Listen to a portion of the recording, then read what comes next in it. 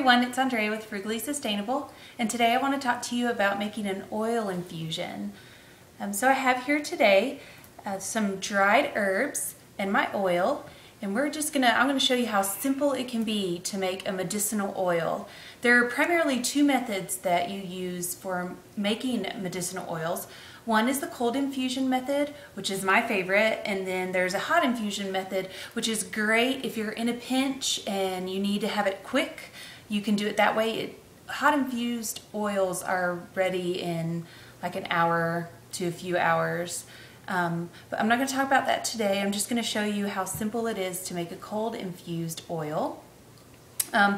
They practically make themselves. Once you have your herbs measured and in the jar, you've chosen your oil and you mix them, you set them in a window, a warm, sunny place, and let them sit for about 2 weeks. Now, if I have the time, I really like to make a super potent oil.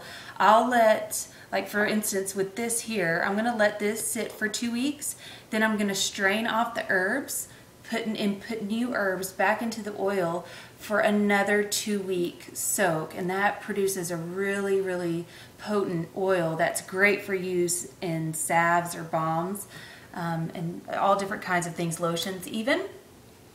But anyways, for the purposes of today, I'm going to show you how to do this real quick. I've already pre-measured my herbs. This is about 4 ounces of herbs. I have a quart-sized mason jar here, and you can see it's about 3/4 the way full of dried herbs.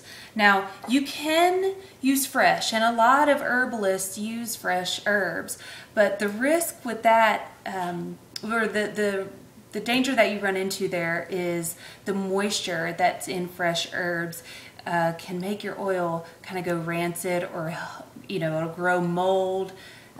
Those kinds of things are what we worry about. Now, I've made several infused, cold infused oils with fresh herbs, and I've never had a problem with it.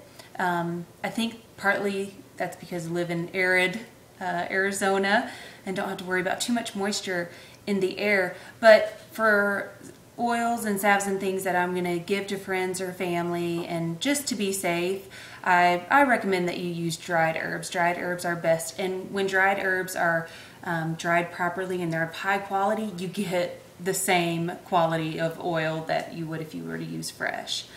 So anyways, that's a little bit about that. I know several of you had questions about that. So my herbs, I take my oil, and I like to use either coconut, olive, or grapeseed. Those oils are very stable, and they don't go rancid as quick as some of the other vegetable oils do. So this is a good quality olive oil. That's my favorite. I'm just going to pour this in over the herbs. You want it, just like with tincturing, you want it to go about 2 inches above the dried plant material to make sure that none of the plant material is exposed to the air, that it's all in the oil. So I just kind of push down with this knife just to make sure that all the air pockets are dealt with and the oil gets in there really good. And I'm going to fill this up to the top. I already have it labeled here. This is my itch stick blend, and that's pretty good there.